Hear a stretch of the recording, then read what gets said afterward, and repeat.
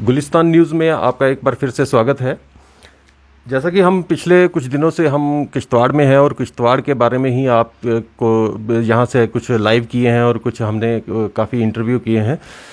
तो आज हमारे साथ डिप्टी कमिश्नर किश्तवाड़ हैं राजेंद्र सिंह तारा जी, जो जिनसे हम आज बात करेंगे कोविड-19 और जो किश्तवाड़ के अंदर जो कोविड-19 के दौरान में जो कामकाज रुक गया था, जो डेवलपमेंट के काम रुके थे, क्या वो शुरू हुए या नहीं हुए। तो पहले हम सर आपका बहुत बहुत स्वागत है गुलिस्तान न्यूज़ में। शुक्रिया सर। शुरुआत हम करते हैं कि जो कोविड-19 जब से शुरू हुआ है तो उसके बाद लॉकडाउन लग गया और उसके बाद काफ़ी रिस्ट्रिक्शनें लगी और एडमिनिस्ट्रेशंस का हर डिस्ट्रिक्ट के अंदर, पूरे हिंदुस्तान के अंदर सिर्फ कोविड-19 की तरफ ही ध्यान गया। वैसे ही किश्तवाड़ में भी था। लेकिन क्या उसके बाद जो कोविड-19 का जब सिलसिला शुरू हुआ तो अभी तक जो चल ही रहा है वो, तो जो किश्तवाड़ में आप लोगों ने यहाँ पे जो काम किए, कितने क्वारंटाइन सेंटर बने और क्या क्या उसमें किया गया, उसके बारे में थोड़ा सा बता दें।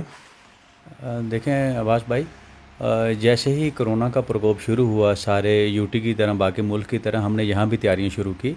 रादर हमने फटाफट पहले 144 का नफाज किया, लोगों की गैदरिंग बंद की शुरू से।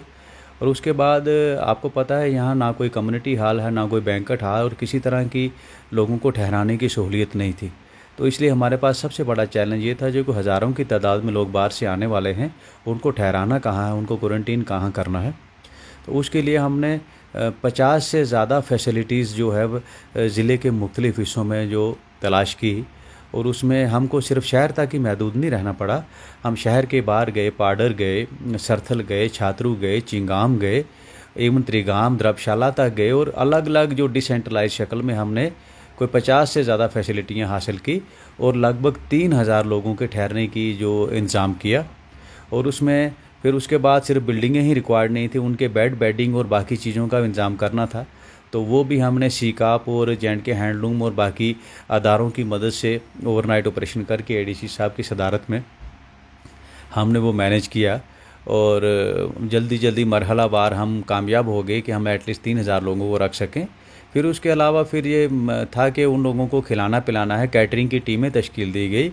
हर क्वारंटाइन फैसिलिटी पर एक नोडल ऑफिसर लगाया गया, उसके पास एक 6-7 लोगों की टीम दी गई ताकि उसको वेल मैनेज किया जा सके। उसमें कैटरिंग टीम अलग थी और जो हमारे लोग आते थे उनको ट्रैक करने के लिए ट्रैकिंग टीम थी। कुछ लोग हमने जम्मू रेलवे स्टेशन पर लगाए, कुछ सांबा में रखे, कुछ कठुआ में रखे, कुछ उधमपुर रेलवे स्टेशन में रखे, जो कि जैसे ही हमारे मुसाफिर वहाँ से उतरते थे तो उनको वहीं से ट्रैक कर लेते थे और किस इलाके से वो आ रहे हैं और कहाँ के रहने वाले हैं पहले ही सेग्रीगेट ग्रुप्स में कर लेते थे, ताकि जब तक वो हमारी हद में दाखिल होते थे तो वो अलग अलग ग्रुपों में उसकी तश्कील हो चुकी होती थी।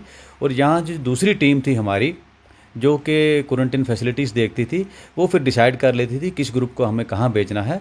हमारी मंशा ये थी कि जब भी कोई इस तरह का पॉजिटिव केस आए तो सारे लोग ना उसमें मुब्तला हो जाएं, वही जो सेग्रीगेटेड छोटा ग्रुप हो वही वहीं तक महदूद रहे, ताकि हम उनकी कंटैक्ट ट्रेसिंग अच्छे से कर पाएँ और ज़रूरत पड़े तो उनकी सैम्पलिंग करवा के उनको ठीक करके घर भेजा जाए। तो इनिशियल हमारे ये चैलेंजेस थे। जी।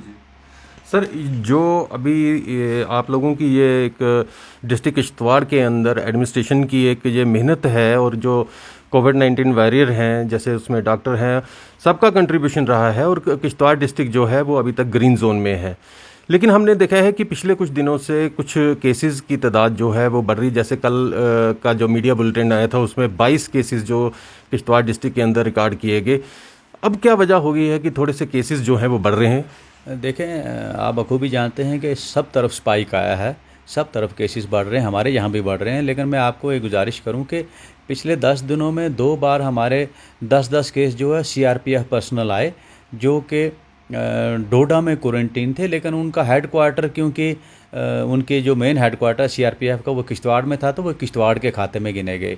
इसी तरह जो कल आप 22 की बात कर रहे हैं, अगेन जो 10 केस थे वो CRPF, 12 केस रादर CRPF के वो डोडा में थे क्वारंटीन में, हमारे ज़िले में नहीं है वो।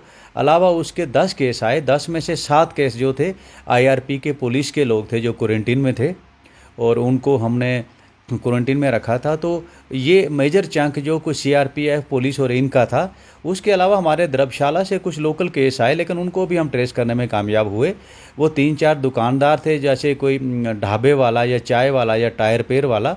तो उनके पास ड्राइवर अक्सर आके रुकते थे। तो हमारा ये अंदेशा है उन्होंने उन ड्राइवरों से उस इन्फेक्शन को गैर किया होगा। इसी तरह जो हमारे छात्रू साइड के केस थे 2-3, उनको हम ये ट्रेस कर पाए कि वो ऊपर धारों में जाते थे, जाके अनंतनाग वाले लोगों से मिलते थे, तो वहाँ से ट्रेस हुआ होगा। लेकिन हम ये भी मना नहीं करते, हम अभी भी उन सब की कंटैक्ट ट्रेसिंग कर रहे हैं कि कहीं कोई लोकल ट्रांसमिशन तो नहीं है। लेकिन ज़्यादातर के जो हमारे थे वो ट्रैवलर ही थे, सीआरपीएफ के लोग थे और पुलिस थे, और लोकल लोग हमारे कम थे। लेकिन रफ्ता रफ्ता आपको पता है कि सब तरफ इन्फेक्शन फैल रही है, काफ़ी वक्त गुजर चुका है और लोकल केसेस भी निकल रहे हैं। लेकिन हमारी स्ट्रेटजी ये है कि हम उनकी एग्रेसिव कंटैक्ट ट्रेसिंग करके जिस इलाके से कोई पॉजिटिव केस निकलता है उस पूरे इलाके को हम होलिस्टिक तरीके से पूरी सैम्पलिंग करते हैं, उन वल्नरेबल सेक्शन की, कोमार्बिडिटी वाले केसों की, कंटैक्ट्स की, ताकि उस इलाके में जो कोई पॉजिटिव केस है उसको बाहर निकाल के उसका इलाज किया जा सके और उस इलाके को ठीक किया जा सके। अभी जैसे कि हमने पिछले दिनों देखा था कि जो वायलेट करते थे, जो आपके ऑर्डर्स थे, जहाँ जो गाइडलाइंस आती थी, उनको जो वायलेशन कर रहे थे, जो कुछ लोग, जो कुछ ट्रैवलर थे, उसमें कुछ लोकल थे, तो उनके ऊपर भी काफ़ी कार्रवाई की गई। लेकिन उसके बाद आपने एक फिर से कुछ ऑर्डर्स निकाले जिसमें कुछ रिस्ट्रिक्शनें किश्तवाड़ के अंदर फिर से लगानी पड़ी, और वो रिस्ट्रिक्शनें जो लगाने के बाद भी हमने देखा कि उसके ऊपर आपने काफ़ी यहाँ पे जो पुलिस की मदद लेके, तो वो काफ़ी एक कड़े उनके ऊपर कार्रवाई की गई। कुछ दुकानों को सीज़ किया गया, कुछ लोगों के ऊपर कार्रवाई की जो विदाउट मास्क चलते थे बाज़ारों के अंदर। तो आपको ऐसा हम सोच सकते हैं कि क्या अगर केसेस की तादाद बढ़ती है तो कुछ रिस्ट्रिक्शंस जो हैं वो और सख्त हो सकती हैं? देखें, आप बखूबी जानते हैं कि हमने लोगों से गुजारिश की कि सोशल डिस्टेंसिंग मेंटेन कर रखें, मास्क का पालन करें, गैदरिंग से बचें, और हमारा एज इंतज़ामिया ये फ़र्ज़ है कि हम इसका इंश्योर करवाएं, हमने जो आर्डर अपने किए हैं। और मेरी लोगों से भी गुजारिश है कि वो इसको सिर्फ इंतज़ामिया के इक़दामात ही ना समझें, इनिशिएटिव उनकी तरफ से आना चाहिए। और जब हमको ये लगा कि उसका पालन नहीं हो रहा, उसकी कंप्लाइंस नहीं हो रही, तो नए केसेस भी बढ़ना शुरू हो गए। तो मौके की नज़ाकत को देखते हुए हमने फिर से कुछ रिस्ट्रिक्शंस इम्पोज की हैं। जैसे हमने दुकानों के कुछ डेज फिक्स किए हैं कैलेंड्रिकल। कुछ दुकानें मंडे ट्यूसडे वेडनेसडे को खुलेंगी, कुछ थर्सडे फ्राइडे को खुलेंगी, कुछ संडे मंडे को खुलेंगी, ताकि बाज़ार में रश कम हो और गैदरिंग कम से कम हो, सोशल डिस्टेंसिंग मेंटेन हो रखे। लेकिन उसके बावजूद भी अगर कोई लॉ ब्रेक करेगा तो लॉ अपना काम करेगा। और उसी सिलसिले की कड़ी में हमने 3 लाख से ज़्यादा लोगों को जुर्माना किया है।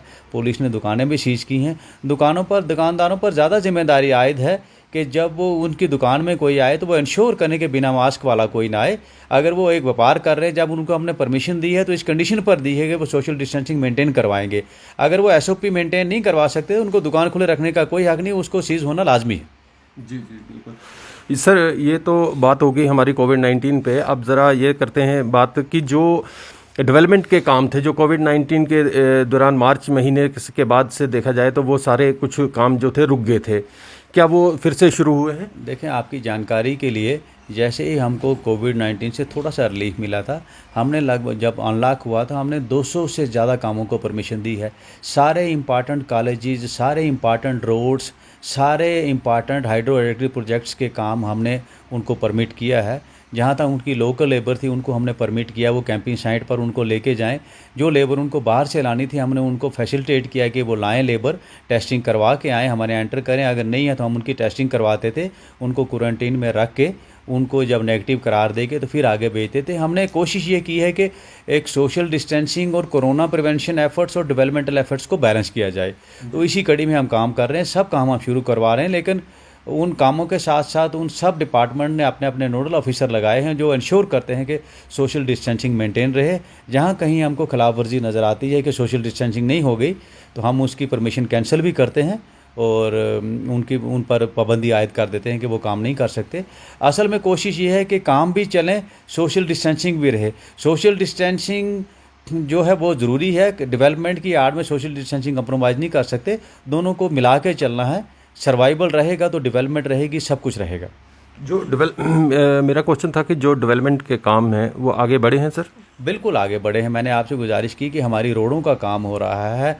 आपने देखा कोरोना के दौरान ही गल्हार संसारी में हमारी इम्पॉर्टेंट रोड ग्रिफ ने मुकम्मल की, पुल मुकम्मल किए, कीरू का प्रोजेक्ट शुरू हुआ, पकलडूल के दोनों फेसिस में अपना पूरा काम चल रहा है, नेशनल हाईवे के प्रोजेक्ट चल रहे हैं, PMJSY के चल रहे हैं, RNB के चल रहे हैं, सारे colleges, polytechnic college, anganwadi centre, सबका काम चल रहा है। कोशिश यही थी कि वहीं पे काम किया जाए जहां हम सोशल डिस्टेंसिंग मेंटेन कर सकते हैं। तो इट्स ऑनगोइंग प्रोसेस। जैसे जैसे हालात बनते जाएंगे, अगर और बेहतर होते जाएंगे तो हम और इसका खुलापन रखेंगे और परमिशनें देंगे। अगर कहीं हालात खुदा ना करे नासाजगार हो जाते हैं तो अकॉर्डिंगली हमको अपने आप को रीस्ट्रेटजाइज करना पड़ेगा और रिस्ट्रिक्शंस की तरफ बढ़ना पड़ेगा। ये डिपेंड करेगा फ्यूचर किस तरह से इवाल्व होता है। सर, एक आखिरी सवाल ये है कि जैसे अमरनाथ यात्रा जो आज से शुरू होनी थी, तो अभी एक आखिरी इतलात तक हमारे पास जो आई हैं कि उसमें एक श्राइन बोर्ड की तरफ से अभी मीटिंग चल रही है, तो उसमें फाइनल डिसीजन लिया जाएगा। लेकिन जो मचेल यात्रा है वो उसका भी टाइम आ गया है, उस यात्रा का भी होने का। तो काफ़ी फ़ोन्स भी हमें आते हैं इस बारे में कि इसका क्लियर किया जाए कि क्या मचेल यात्रा इस बार होगी। मैं इस बारे में पहले भी जानकारी दे चुका हूँ कि रिलीजियस कांग्रीगेशन हर किस्म की बैन है। अभी तक सरकार की तरफ से हमको कोई हदायत नहीं है यात्राएं करवाने की, रिलीजियस गैदरिंग करने की, कांग्रीगेशन सोशल पॉलिटिकल करने की, तो ये भी उसी ज़ुमरे में आता है। लिहाजा अभी तक मिचेल यात्रा करने का कोई प्रोग्राम नहीं है, क्योंकि सरकार की तरफ से पाबंदी आयद है, रिलीजियस गैदरिंग, रिलीजियस कांग्रीगेशन ही नहीं होंगी, ये उसी का पार्ट है। अलबत्ता सिंबॉलिक तौर पर जो पुजारी और एक दो लोग हैं जिनको अपने वहाँ जाके जो पूजा सिंबॉलिक करनी होती है सोशल डिस्टेंसिंग के साथ, वो करेंगे। और हालात को देख के अभी तक मिचेल यात्रा का कोई प्रोग्राम नहीं है आगे, क्योंकि ये यात्रा 1.5 महीने तक चलती है। आगे हालात कैसे बनते हैं, अगर हालात में कोई नुमाया बेहतरी आती है और सरकार डिसीजन लेती है कि यात्रा को फिर से किया जाए, थोड़े अरसे के लिए ही किया जाए, तो वो मुस्तकबिल की बात है। जिस तरह से सिचुएशन इवाल्व होगी, सरकार डिसीजन लेगी, तो अकॉर्डिंगली हम एक्ट करेंगे। जी जी सर, इसी के साथ जुड़ा सवाल ये था कि जो अभी ईद का त्यौहार वही आ रहा है, तो उसके लिए कोई तैयारी है एडमिनिस्ट्रेशन की? देखें, मुझे बड़ी खुशी है कि ऑलरेडी जो पहले भी ईद आई और जो हमारे जुम्मे के आए लोग समझदार हैं, वो समझते हैं, खुदा हमारे कंस्ट्रेंट को जानता है, हम जान के नहीं कर रहे, और उन्होंने बड़ी मैच्योरिटी का मुजाहरा किया है और इंश्योर किया है कि सोशल गैदरिंग ना हो और सोशल डिस्टेंसिंग ना बचे। अपने अपने घरों से ही उन्होंने इबादत की है, तो मुझे तवक्को है कि आगे भी वो इसी का पालन करेंगे। मैंने जैसे पहले कहा कि इवन कुरान शरीफ में ये दर्ज है कि जहाँ कहीं इस तरह की मौलिक बीमारी फैली हो तो वहाँ से बचा जाए। तो लोग खुद से बड़े समझदार हैं और उनकी तरफ से इनिशिएटिव आ रहा है कि हम पूरी तरह से इसका पालन करेंगे, और मुझे तवक्को है कि पूरा पालन किया जाएगा। और मैं फिर रिपीट करता हूँ at the cost of repetition कि रिलीजियस कांग्रीगेशन हर किस्म की बैन है, तो वो हर मज़हब हर अदारे पर लागू है बिला इम्तियाज़। कोई किश्तवाड़ के अवाम को कोई मैसेज देना चाहेंगे गुलिस्तान के माध्यम से? मेरा यही मैसेज है उनको कि आप रादर एक बड़ी पोलाइट रिक्वेस्ट है कि आप बखूबी जानते हैं कि इस बीमारी की कोई वैक्सीन नहीं है, कोई इलाज नहीं है। अभी तक इससे बचने का इलाज सोशल डिस्टेंसिंग है और सारे SOPs और उन ज़ाब्तों का पालन करना है जिससे हम बच सकते हैं। तो उनका पालन करें, मास्क के बिना ना निकलें। ऐसा नहीं कि हम जुर्माना कर रहे हैं, अपने लिए ना निकलें। जो एक शख्स मास्क के बिना बाज़ार में निकलता है तो वो अपने आप को भी ख़तरे में डालता है, अपने रिश्तेदारों को, अपने वेल विशर्स को, अपने समाज को ख़तरे में डालता है। तो वो अपनी नालायकी और कम अकली की वजह से रादर पूरे माशरे को ख़तरे में डालता है। तो उसका सोशल बाइकाट किया जाना चाहिए और उसको ये रियलाइज़ करवाना चाहिए कि वो इस तरह का ही जुर्म कर रहा है जैसे कि और जुर्म है। तो ये इनिशिएटिव समाज की तरफ से आना चाहिए। जब तक मोहल्ला वाइज, तबका वाइज इस तरह का इनिशिएटिव नहीं आएगा तो सिर्फ इंतज़ामिया की तरफ से स्टेप लेने से ये बातें नहीं होती। ये हमारा इज्तिमाई काम है, इंतज़ामिया और माशरे को मिल के चलना पड़ेगा और हमको इस मुश्किल तरीन वक्त से निकलना पड़ेगा। ये सारे मेले, सारी खुशियाँ, ये हमारे त्यौहार, शादियाँ, ये सब चलती रहेंगी, लेकिन इस वक्त एक संगीन बहरान है, इससे बचना है। अगर हम इससे सुरखरू हो जाएंगे, आगे निकल जाएंगे, तो ये सब चलते रहेंगे। मौके की नज़ाकत को देखते हुए इस वक्त हम पर ये लाजम है कि हम सोशल डिस्टेंसिंग का पालन करें, मास्क पहन के निकलें और किसी किस्म का भी इस तरह का कोई एक्ट ना करें जिससे कि समाज और हम सब खतरे में पड़ जाए। आपका बहुत बहुत शुक्रिया गुलिस्तान न्यूज़ से। आपका भी शुक्रिया।